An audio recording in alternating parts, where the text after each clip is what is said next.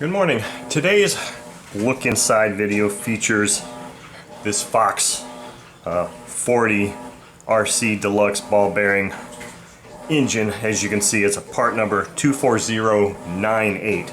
Now I'm going to preface this video with a disclaimer saying that I know very little about most Fox engines. I do not claim to be an expert or very knowledgeable about Fox engines at all. They're just not something that I've had a lot of experience with. However, my friend John Kelinske, he is the Fox engine expert. He is who I go to get a lot of information if I can't find it on the internet. So this is an engine that was purchased from eBay. In box, it's not new, it's a used engine. But I actually want to kind of do a look inside of this engine. Now this isn't how it was supposed to be packaged, I don't believe, but it is complete with exhaust and some stuff from Ecoa because I had to order a replacement crankcase gasket. There was no instructions that came with this engine, unfortunately, and I have not been able to find the exact instructions that accompany this engine either. I'm going to zoom in just a bit more here. This engine is used, but it's in incredibly good shape. I have done nothing to this thing to free it up at all. I don't know how much runtime it's got on it, and I'm pretty sure that most Fox engines were still run at the factory. Now this engine, from my research, dates back to about 1988. Very good year for me in the hobby because that's when I got into the hobby. And I think that because of several facts here, I got a blurb from a Fox 40 Quickie 500 engine, which shares a lot of the same things as this that I'm going to put up here now, that talks about that this is a small, lighter C-frame crankcase. And this is actually a true ABC engine, and it was in Clarence Lee's article, which I also have some link or some images that I'll put up here, where he says this was Duke Fox's very first ABC engine. Now one of the things that's interesting, now the first article had a date of 1989 on it, and it had already mentioned this engine as the 240's 98. Meaning that this preceded 1989. So I'm thinking this is about a 1988 engine. But one of the things I thought was really unusual about this particular engine is see how the fitment of the carburetor is.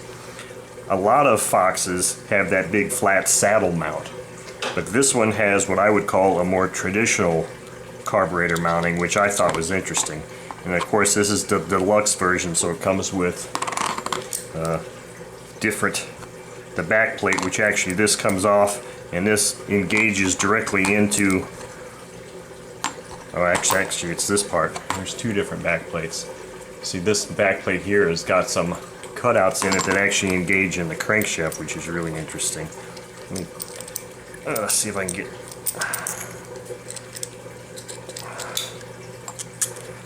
get this off here real quick so I can show you that. And this will also lead into the look inside. I mean, look at this. Look how beautiful this engine is here. It looks like it's never been run there, but I don't know if you're going to be able to see it here or not. There's knurled areas here, like this particular one I just took off engages in that.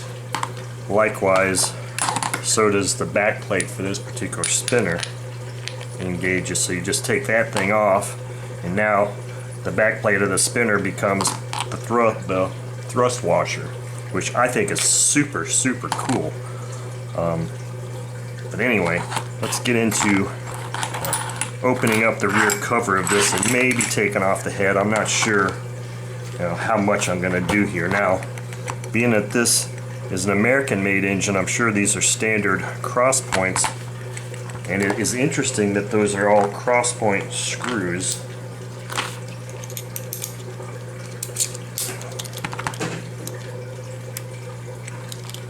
I did buy a new gasket, rear cover gasket for this in case this one is not good, but the funny thing with that is I have a Fox 40, but I think it's what they term the 1993 version.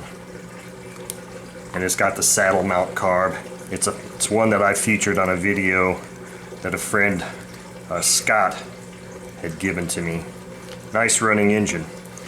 And I was like, well, at the time I purchased some gaskets for that, and I thought, well, that's the same gasket, it'll fit this, so I won't have to buy a special gasket for this. Wrong, because this is a C-size frame. The other later generation 40, 45, and 50 engines that look very similar have the same type of cover. It's actually bigger. They're actually a little bit taller, and the gasket won't fit. Okay, so here's our reveal on the inside of this. Before I do that, let's look at here. Okay, so yeah, there's some yuck in there. Let me see if I got a rag here. Some yuck.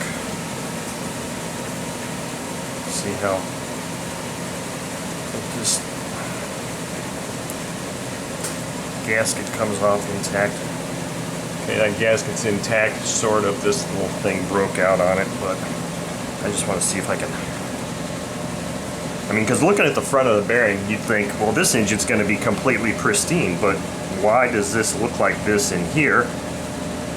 Maybe it's because these things are run at the factory, but I'm not sure. Now let's look at here.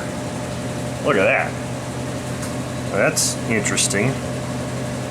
I guess I need to have one of these on here.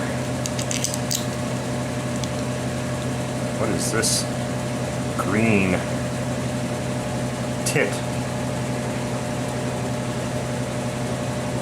I don't know. Quite a bit of nastiness in there. I don't know if I've got a Q-tip here or not.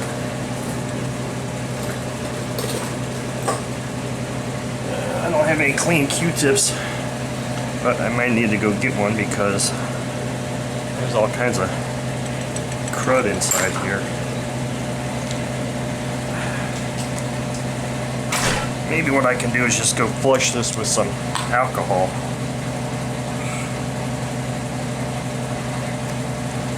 So I don't know if I need to take the rest of this apart or not.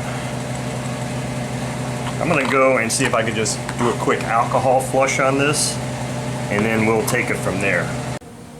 Okay, so I had poured some alcohol in here and then took some Q-tips and tried to clean this up on the inside some more. Hopefully, let me adjust this so I can get a better view. Hopefully you can see in here. The bearings feel fine in this engine. I'm debating on whether I even want to bother taking the head off for any reason and just run this engine, because it looks like it's in fine shape just the way it is.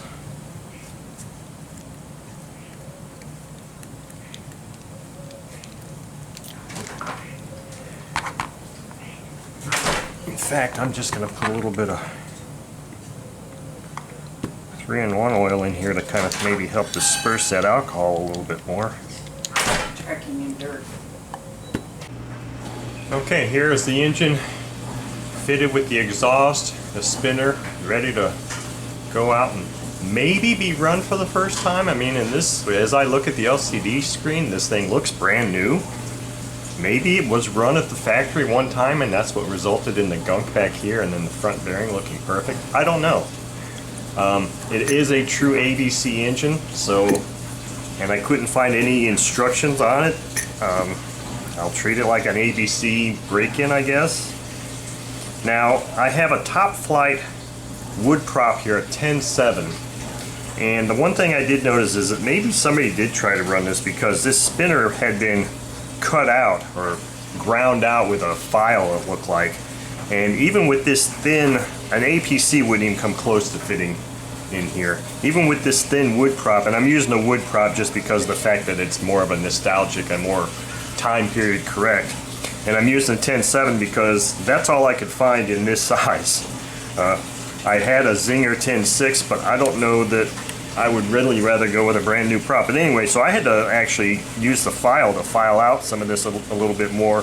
So I don't know how these spinners came from the factory, if it was intended that you had to modify them, but even with this very small, thin prop, I had to do some filing to get it to fit. But anyway, I've got a Fox, brand new Fox plug installed that came with that Fox 29. It's an idle bar plug, which should be about period correct also. So hopefully, it's about to rain today, so I'm not going to be able to get this on the stand today, but hopefully in the very near future you'll be seeing this thing run.